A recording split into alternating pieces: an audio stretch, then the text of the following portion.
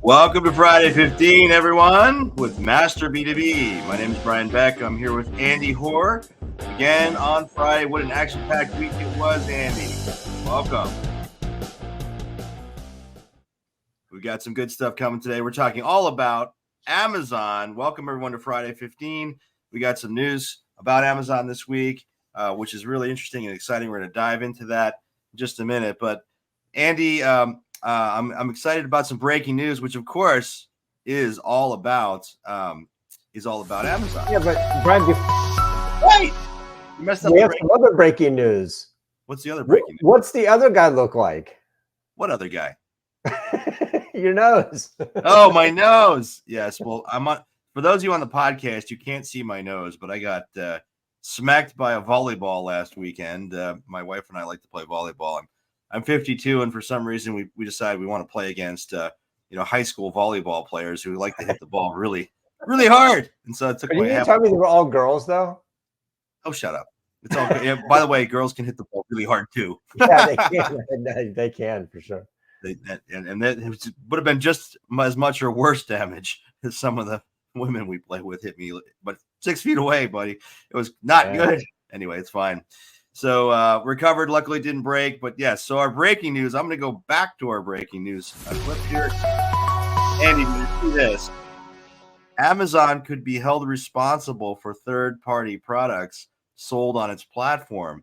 So the U.S. Consumer Product Safety Commission has a case in front of it where they may rule that Amazon is a distributor. And if they rule Amazon is a distributor, that means that it would be liable for third-party products, including the safety of goods it sells for outside vendors on its website and ships for them through its logistics network. Not just a platform. Amazon has historically claimed, hey, we're not responsible for those products if a third-party seller puts them up on the site. And you have cases, Andy, which, some stuff was documented in the Wall Street Journal over the past few years where, bicycle helmets used by kids that don't work, or motorcycle helmets. I think it was a motorcycle helmet. Somebody died from a helmet that was not actually compliant with federal safety regulations, and they bought it from Amazon. They bought it through a third-party seller. So this is a real issue, and it has implications, I think, for the folks who manufacture and sell products on Amazon, particularly some of the big established brands. What are your thoughts? Yeah, I'm 50-50 on this one. On the one hand, I think they can't be absolved of responsibility for what they sell. On the other hand, it will significantly curtail what's available. They won't take as many risks. And so, there's good and bad about this, but no doubt about it, this would be a monumental shift. If Amazon had to be responsible for this stuff, I'm sure the distributors are thrilled about this idea, because they are. If Grainger ships something, the exact same thing gets shipped on Amazon. Amazon's not responsible for it. Grainger technically is. Right. They want an even playing field. But yeah, it's going to be an interesting one to watch. Well, and I think too, if the other side of this too is those companies out there that stand on their product. That's the traditional manufacturers who they stand on the quality of their product as their key differentiator in the marketplace. This could actually be good for them, because what Amazon would do if they have to do this, there are billions of products on Amazon, Andy, and they would have to really go in and make sure that the sellers, they're going to have to make some broad stroke decisions on some of these sellers. It's just the order of magnitude of the challenge of addressing this issue. They're going to probably have to make some significant changes in how they manage sellers and tighten that quite a bit. And so I think in a lot of ways that would be good for those folks, those traditional brands, and ultimately potentially good for the customer of Amazon too. Well, final thought on this: it might actually finally force them to clean up for the last time-ish their rating stuff, which has been highly suspect, and so it might raise the bar for that too. So yeah, it will be interesting to watch. So today, guys, we're talking about, will AI change the game for B2B on Amazon? This is really fascinating topic, Andy, and again, all about Amazon today. Well, for those of you not watching our on LinkedIn Live, or watching the recording, those of you listening on the podcast, we're showing a picture of a dog. What the heck? Why are we Not showing just the? any dog too, a royal dog. These are corgis. That's a very impressive dog. I think it's a corgi. Why? It looks like a corgi. It is a corgi. Yeah, yeah, short legs and really cute. Why are we looking at a dog? Well, Amazon, when they started, had a dog. Well, it wasn't Amazon. It was one of their first, their former editor-in-chief and principal engineer had a dog named Rufus that they brought. He was a fixture at Amazon. They brought him to work every day. He was called Amazon's shortest volunteer worker. He was affectionately called that, and he was in the office for, I don't know, 15 years or so, and really became a part of Amazon's culture, right? So what does this have to do with AI? Well, funny enough, Rufus is now the name of their new Gen AI powered conversational shopping tool. Rufus is wandering around going, "Oh, I thought it was a dog." Yeah. That was a joke, everybody. That was a joke. Like the laugh track. Yeah, just so people know we're not in front of a live studio audience. That was a yeah, but very clever, Brian. You like that? I don't think I fooled anyone. Play it again so we can hear it. Yeah. You want to hear it again? More laughing? Sure. Oh, there it is. There it goes. Or no, it's not working. That stopped working. There you go. So, let's just chime in at some random moment now. At any rate, folks, yeah. So Amazon named their AI after Rufus, after the dog, right? Why? Hey, why not? It's pretty creative. I think it's a little too close to doofus. I agree. I think that if it doesn't work well, people are going to call it doofus. But... Right. Anyway, I'm sorry, Rufus, but it is what it is. So what is this? Well, we'll get into that in a moment. Here's some context for everyone. Amazon traditionally plays in what's called the tail spend or spot buys, right? What we mean by that in B2B, right? The customer, when a customer knows what they want, a B2B buyer, they want it in small quantities. The order is unanticipated. It's uninfluenced by the procurement department or other parts of the business, and they need it fast. That's where Amazon has built a lot of its volume, both in B2B and to some degree B2C too. A lot of B2B buyers will buy through standard Amazon. That's 15 to 30% of overall B2B spend. We have some data we're showing on the screen here from the Hackett Group from a few years back, but it shows, kind of the, where spend lies for B2B companies. And a lot of it, 40%, is influenced by strategic sourcing or influenced by the buying desk, or it's what's called more of the sort of the plan spend, or, more consultative or, highly, involved selling. So the question, Andy, is, really around this new tool. Does it have the potential to help them shift this? So tell us a little bit about what this Rufus is, Andy.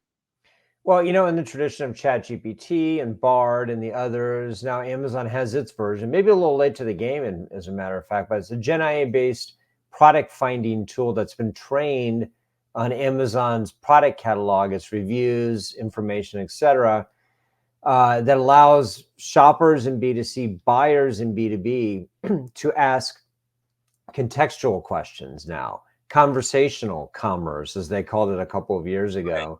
Right. And to your point, what makes this particularly interesting is it seems like it's now Amazon also throwing down the gauntlet that they now want to get out of just being a finding company where if like you said, what you want, you go to Amazon, you can find it. They want to actually add to that the ability to discover products, which traditionally they have been weak on. We've done content about this before where Google's stronger, say, on the discovery side, Amazon was just stronger on the finding side. Right. Both want to get into each other's businesses, but Amazon now with Rufus, we think, has the ability to do that, get into the discovery stuff. It really is kind of a recommendation engine on steroids. That's the way I sort of think about it. Again, conversational commerce.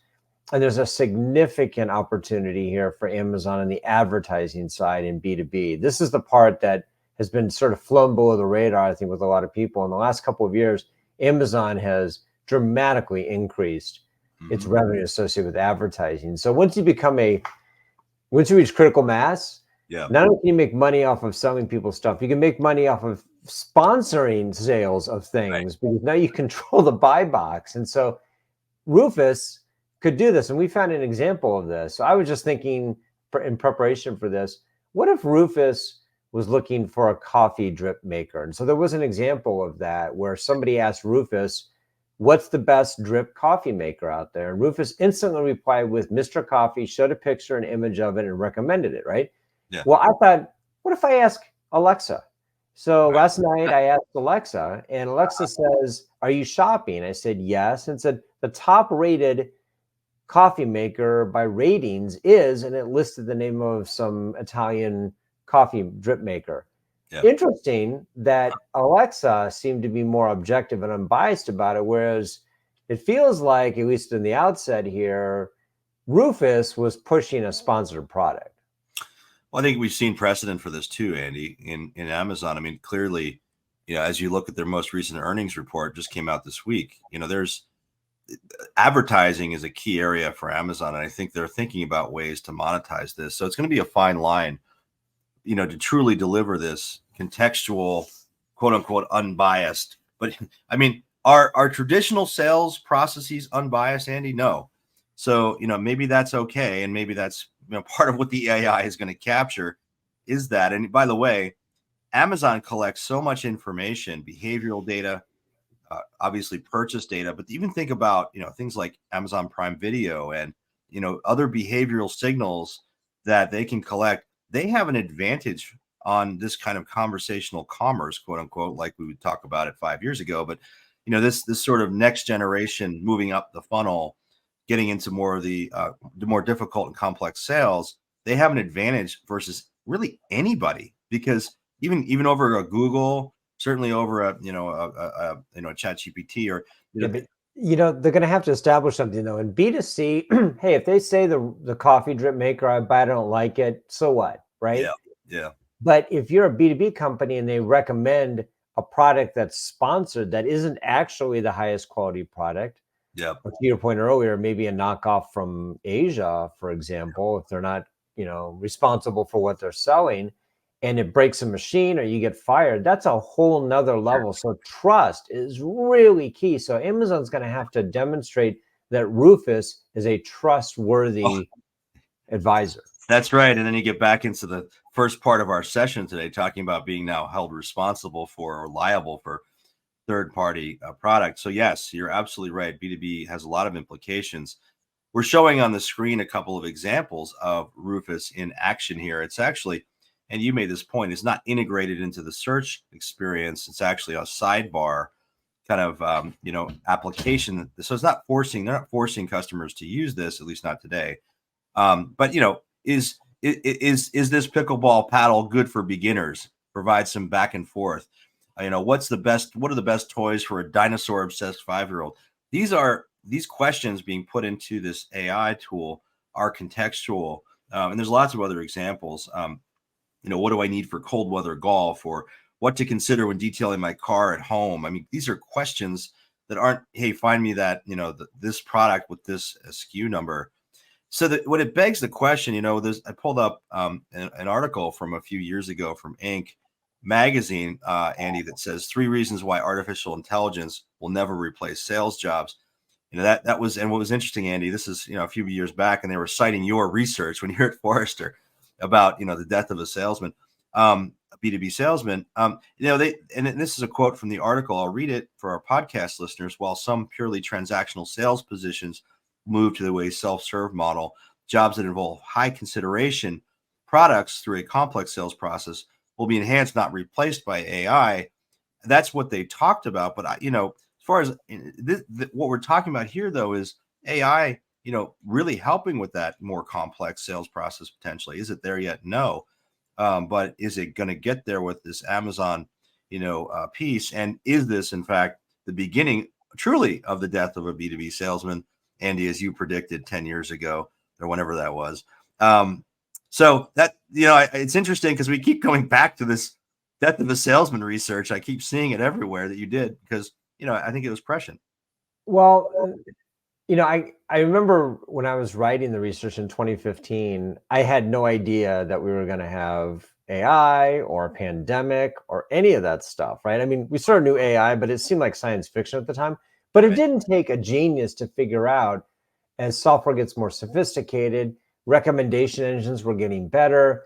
Now you have this AI, and I think everybody was thrown for a loop last year with ChatGPT because it took it up an order of magnitude level. I mean, it was that much more impressive. People saw this and it seemed almost like magic. Well, take that and apply that to the circumstance we have right now. And it does not strain credulity to think that within a couple of years, you're going to be talking to a chatbot powered by AI that's going to be able to recommend products that have great ratings, that, you know, they'll be able to bring in social signals, be able to tap into what's going on in communities, not to mention, like you said, just droves of information that they've had over sales, over use cases, by use case over years. So no human's going to be able to compete with that. Now, what I think is going to happen is AI is going to augment or enhance, like the Inc. article said, initially. But I don't agree with that statement that that's an end state. The end state is it will replace what humans are capable of doing. It just has to, because it's so much better. It's so much more sophisticated. Well, and think about this too. You know, if you're a B2B application, let's say you're installing an HVAC system and you have a specific application for that HVAC system. As Amazon deepens its reach into B2B with Amazon Business, you're going to get more and more customer feedback, Q&A sessions, purchases by specific types of customers. Amazon's going to mine that information to then understand, across millions and millions of transactions, to then understand what is the best application and be able to communicate that through AI to a buyer who asks a question. What is the best what is the best system or component for this application in my HVAC system? So, it has enormous implications, I think, for the B2B cycle. So, it does. And actually, and there's a couple of interesting parts about it. One is that I think initially it'll be humans that are backed up by AI. So humans will make recommendations and AI will check the humans to see if it's correct. But over time, that's going to flip. And eventually it'll be the AI making the recommendations, and humans will be double checking it to make sure that it works. Now, the reason why this is almost like good timing, it's not good timing for people who want to have these jobs, but it's good timing for B2B, because many of the people in B2B are retreating out of the workforce. That knowledge they have about applications is disappearing as these people leave. And so you can't hire a 25-year-old who's never installed, insulation and teach them, the nuances of decision making, as well as you could, as the guy who was retiring had that. So AI is necessary, because I hear this all the time from companies that really struggle to find enough young people who want to do this, and B, enough young people who have knowledge in the space. Really hard to find. Absolutely. All right, we're a bit past our 15, Andy. So I want to just get to our LinkedIn poll and a couple quick announcements. We asked our community, will new generative AI tools allow Amazon to capture sales of more complex B2B products in its marketplace? The answer, 75%, was yes.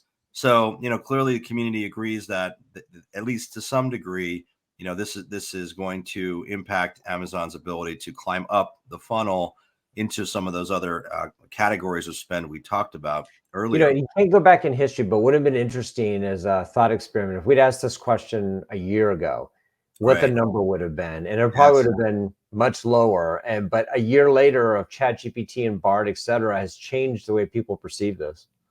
Absolutely. Well, folks, we got a couple things coming. I want to just highlight real quick. We're at this point, Andy, we've got our executive roundtables coming up in about 6 markets across the country, and we have waiting lists now, I think, in almost all of them. Folks, if you're interested in a practitioner, you're welcome to go to our site and sign up. If it's a full session, we'll put you on the waiting list, but we'd love to have you join us. These are in-person executive roundtables in key markets: Minneapolis, Denver, Dallas, Chicago, LA. And we have our summit coming up, which is a fabulous event on June 4th. Our second summit will have about 130 people there. It's at the University of Chicago's Bleacher Center. Again, go right to our website, Master B2B, click on all events, and you can see all of the events coming up in the next few months. Also, I think we have a couple of sponsorships still available on a few of these, Andy. So any of our solution providers that are listening, if you have interest in getting in front of really the cream of the crop in B2B e-commerce, the leaders, let us know that. You reach out to us right through our website. Here's some of our forum members. Andy, as always, we talk about our Master B2B Forum, just a fabulous place. It's only practitioners. I think we're cracked about 375. We're getting up towards 400 members now. And please join. It's free to be a part of it. Just go to our website, click on forum, and fill out the form there for an application to join. Again, no cost. So, Andy, that wraps up our Friday 15. Actually, today it's almost Friday 20. This is a great topic, so we talked a lot about it. But any final words for our listeners? Yeah, well, it's Super Bowl weekend, so I'm sure people are going to listen to this and then shut down for the day and plan their party menus. Well, the good news is we have a podcast, folks. So go to your favorite podcast spot and look up Master B2B Friday 15, and you'll find us. So thanks again for joining. We will see you guys next week.